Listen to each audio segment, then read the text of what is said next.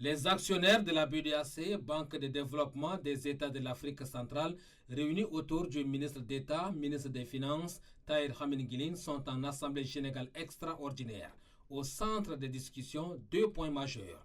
Il échange sur la création d'un guichet islamique pour le financement des projets de développement dans la zone CEMAC, Communauté économique et monétaire de l'Afrique centrale, et la mise en œuvre du programme immobilier. Nous avons pour l'essentiel examiné 2 points.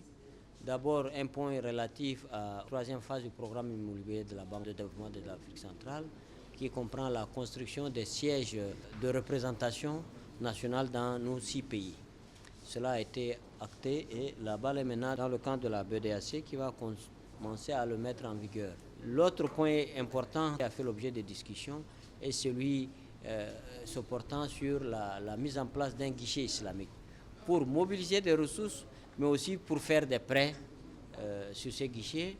Et ce point aussi a été adopté par l'ensemble des membres avec les félicitations de l'Assemblée générale qui ont été adressées au président de la banque sur ce sujet. Cette Assemblée générale extraordinaire tenue par visioconférence s'inscrit dans le cadre du plan stratégique 2023-2027 de la zone dénommée Azobé. Elle vise à faire de la BEDEAC une institution moderne, socle de développement durable des économies de l'Afrique centrale. C'est un pan de plus dans notre recherche de financement et nous pensons qu'il y a beaucoup de choses qu'on peut avoir de ce côté-là. Comme vous savez très bien, les ressources des pays pétroliers, des pays du Moyen-Orient, on a besoin d'avoir un mécanisme qui est bien particulier.